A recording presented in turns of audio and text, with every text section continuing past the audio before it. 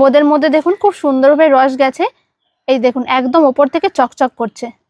বোঁদেগুলো দেখুন একটাও কিন্তু আর একটার গায়ে লেগে নেই, পুরো ঝরঝরে, দোকানের থেকেও ভালো। নমস্কার বন্ধুরা, প্রিয় রান্নাঘরে সকলকে স্বাগত জানাই। আজকে আমি খুব সহজভাবে কোনো রকম ছাঁচ ছাড়াই বোঁদে তৈরি করে দেখাবো। এই বোঁদেগুলো হবে একদম দোকানের মতন, আর অনেক দিন পর্যন্ত রেখেও খেতে পারবেন। তো চলুন রান্নাঘরে গিয়ে আজকের রেসিপিটা শুরু করি। অবশ্যই পুরো ভিডিওটা শেষ পর্যন্ত দেখতে থাকুন। আর আমার চ্যানেলে যদি নতুন বন্ধু হয়ে থাকেন, অবশ্যই আমাদের চ্যানেলটিকে সাবস্ক্রাইব করে এবং আমাদের ফেসবুক পেজটিকে ফলো করে আমাদের পাশে থাকবেন। বোঁদে তৈরি করার জন্য প্রথমে আমি বেসন দিয়ে ব্যাটারটা তৈরি করে নেব। ব্যাটার তৈরি করার জন্য এরকম একটা বড় পাত্র নিয়েছি, আর তার সাথে নিয়েছি এরকম একটা চালনি। একটা বাটি মেপে বেসনটা নিয়ে নেব। তবে বেসনটা কিন্তু সরাসরি ব্যাটার তৈরি করা যাবে না, এরকমভাবে একটু চেলে নিতে হবে। এইভাবে করে চেলে নিলে বেসনের মধ্যে দেখা যায় অনেক সময় ডালা রয়েছে, সেইগুলো গুঁড়ো হয়ে যাবে, আর ব্যাটারটাও একদম স্মুথ হবে।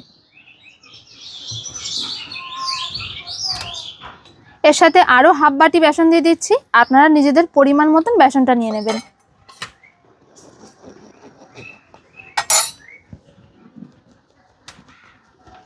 একই বাটির মাপে এক বাটি জল নিয়েছি। এই জলটা কিন্তু একবারে দিয়ে দেওয়া যাবে না, অল্প অল্প করে জলটা দিতে হবে, আর বেসনটা ফেটাতে হবে। অল্প অল্প করে জল দিলেই পরিমাণটা বুঝতে পারবেন কতটা লাগবে।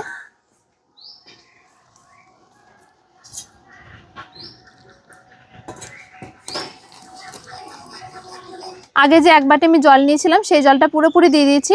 তারপরে ওই একই বাটির আবারও 4 ভাগের 3 ভাগ জল নিয়েছি। এই জলটাও আমি অল্প অল্প করে দেব।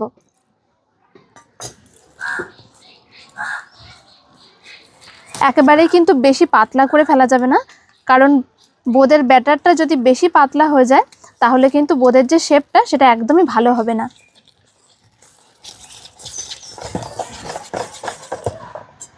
যে বাটির মাপে আমি জলটা নিয়েছিলাম দেখুন সেখান থেকে কিন্তু আরও 1 ভাগ জল থেকে গেছে, মানে যতটা বেসন নিয়েছি ঠিক ততটাই জল দিয়েছি। ব্যাটারটা ঠিকঠাক গুলে নেওয়ার পরে 5 থেকে 7 মিনিট মতন অনবরত এটাকে এইভাবে ফেটাতে হবে। যত ভালো ফেটানো হবে তত মুচমুচে হবে। অনেক সময় দেখা যায় যে বোঁদে তৈরি করার পরে একদম নরম হয়ে নেতিয়ে যায়, এটা কিন্তু এই কারণের জন্যই হয়। বেশি ফেটানো না হলে তখন একদমই মুচমুচে হয় না, একদম নরম হয়ে থাকে। এইভাবে করে 5-7 মিনিট মতন ফেটে নিতে হবে ভালো করে।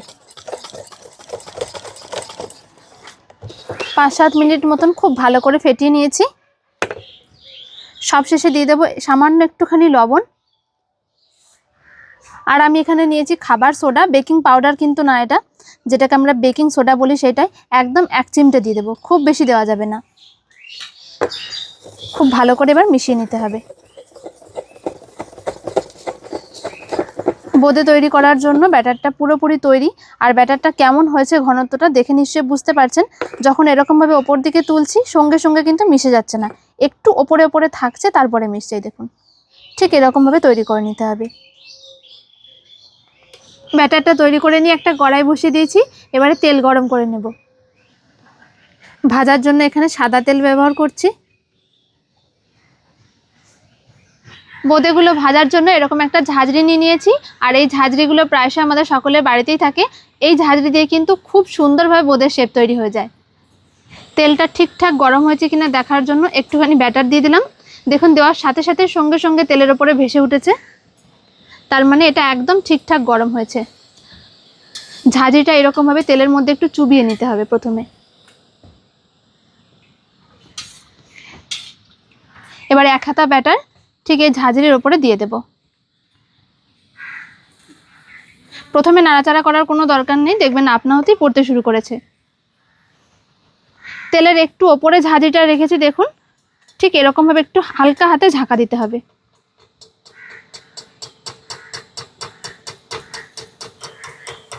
ঝাঁঝরি থেকে বুন্দিয়া শেপগুলো দেখুন কত সুন্দরভাবে পড়ছে।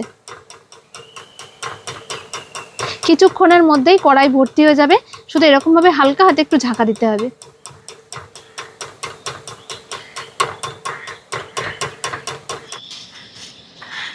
বুন্দিয়াগুলো এরকমভাবে উল্টে পাল্টে একটু লালচে করে ভেজে নিচ্ছি। দেখুন কালারটা খুব সুন্দর এসে গেছে, তবে বেশি ভাজলে এর আবার খেতে ভালো লাগবে না, তার জন্য এরকম একটু হালকা লাল হলেই তুলে নিতে হবে।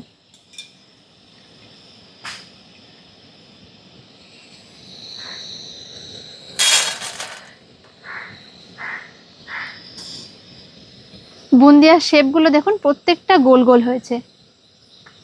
আরও এক ব্যাচ দিয়ে দিচ্ছি।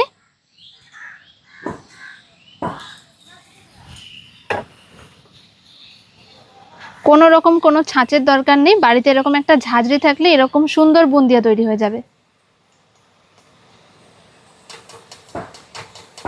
কড়াইয়ে যদি বেশি উঁচু থেকে এরকম ভাবে ঝাঁকানো হয় তাহলে কিন্তু শেপগুলো এরকম গোল গোল হবে না, তাহলে দেখবেন লম্বা লম্বা হয়ে পড়বে। একদম কড়াইয়ের 1 থেকে 2 আঙুল মতন ওপরে রাখতে হবে।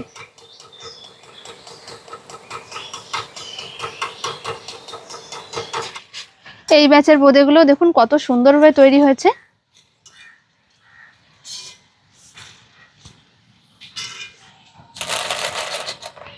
সব কটা বোঁদে একদম ঝরঝরে আর একটা একটা। বোঁদেগুলো তেলে ভাজার সময় প্রত্যেকবার হাতাটা ঠিক এরকমভাবে পরিষ্কার করে নিতে হবে। যদি হাতার এই পেছন দিকে বেসন লেগে থাকে তাহলে কিন্তু শেপগুলো আর গোল হবে না, লম্বা হয়ে যাবে। অনেকেরই কিন্তু হাতে সময় থাকে না এত সময় নষ্ট করে বোঁদে তৈরি করার মতন, তবে চাইলে কিন্তু আপনারা এই বোঁদেগুলো অনেকদিন পর্যন্ত সংরক্ষণ করে রাখতে পারেন। তবে সেক্ষেত্রে রসে দেওয়া যাবে না, খুব ভালো মতন একদম মচমচে ভাজা হবে সেরকমভাবে ভেজে নিয়ে প্লাস্টিকে কিংবা বয়ামের মধ্যে রেখে দিলেই ভালো থাকবে। সব বোঁদেগুলো আমার ভেজে নেওয়া হয়ে গেছে। এবার আমি একটা চিনি শিরা তৈরি করে নেব। তবে সব বোঁদেগুলো কিন্তু আমি এখনই চিনি শিরার মধ্যে দেব না, কিছুটা রেখে দেবো পরে খাওয়ার জন্য, আর কিছুটা দেব। চিনি শিরা তৈরি করার জন্য ওই একই বাটির মাপে আমি 1.5 বাটি চিনি দিয়ে দেবো, আর তার সাথে কয়েকটা এলাচ নিয়ে নিয়েছি।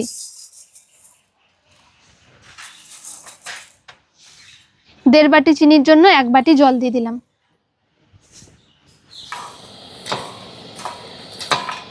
চিনিটা গলে গিয়ে শুধুমাত্র একটুখানি জাল হলেই এই চিনি শিরাটা তৈরি হয়ে যাবে। আর আমি যেহেতু সমস্ত বোঁদেগুলো এখনই চিনি শিরার মধ্যে দেব না, তার জন্য আমি চিনি শিরাটা অল্প করে তৈরি করেছি। তবে প্রথমে আমি যে মাপটা দেখিয়েছিলাম 1.5 বাটি বেসন, যদি সেই একই মাপ নিয়ে আপনারা বাড়িতে তৈরি করেন তবে 1.5 বাটি বেসনের জন্য 2 বাটি চিনি আর 1.5 বাটি জল লাগবে। চিনিটা গলে গিয়ে দেখুন 1-1.5 মিনিট মতন আমি একটু ফুটিয়ে নিয়েছি। এবার একটুখানি লেবুর রস দিয়ে দেবো। এই লেবুর রসটা দেওয়ার কারণে চিনি শিরাটা জমে যাবে না আর বোঁদেগুলো একদম ঝরঝরে হবে। এর থেকে আর বেশি জাল করার দরকার নেই। এবার আমি গ্যাসটা বন্ধ করে দেব। চিনি শিরাটা আমার তৈরি হয়ে গেছে, আর এরকম গরম অবস্থাতেই বোঁদেগুলোকে এবার দিয়ে দেব। বোঁদেগুলো দেখুন সুন্দরভাবে ভাজা হয়েছে। যদি এরকমভাবে ভেঙে যায় তাহলে জানবেন একদম ঠিকঠাকভাবে ভাজাটা হয়েছে, আর এগুলো রেখে দিলে অনেকদিন ভালো থাকবে। এবারে গরম শিরার মধ্যে এরকমভাবে বোঁদেগুলোকে দিয়ে দিতে হবে।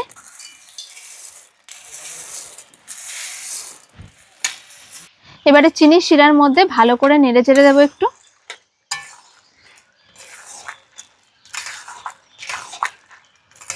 দশ মিনিট যদি এভাবে ঢেকে রাখা হয় তাহলে দেখবেন সুন্দরভাবে চিনি শিরাটা টেনে নিয়েছে।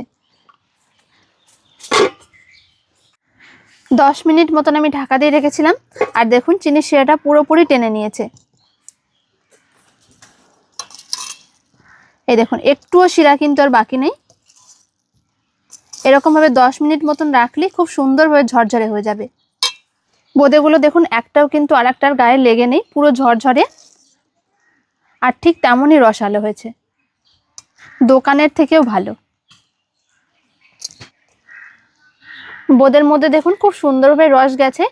এই দেখুন একদম ওপর থেকে চকচক করছে, কত সুন্দরভাবে রসটা টেনেছে। আর এই বোঁদেগুলো একদম পুরো ঝরঝরে। তো বন্ধুরা, আশা করছি আজকের রেসিপিটা আপনাদের সকলের খুব ভালো লেগেছে। একদম দোকানের মতন ঝরঝরে রসালো যদি বোঁদে তৈরি করতে চান তাহলে অবশ্যই করে এই রেসিপিটা বাড়িতে ট্রাই করতে পারেন। যারা কোনোদিনও করেনি তারাও কিন্তু একদম নিশ্চিন্তে এই রেসিপিটা দেখে বাড়িতে ট্রাই করতে পারেন, একদম দোকানের মতন হবে। আর এই রেসিপিটা যদি ভালো লেগে থাকে তাহলে অবশ্যই একটা লাইক শেয়ার কমেন্ট করবেন এবং আমাদের চ্যানেলটিকে সাবস্ক্রাইব করে ও ফেসবুক পেজটিকে ফলো করে আমাদের পাশে থাকবেন। দেখা হচ্ছে পরের ভিডিওতে। সকলে ভালো থাকবেন, ধন্যবাদ।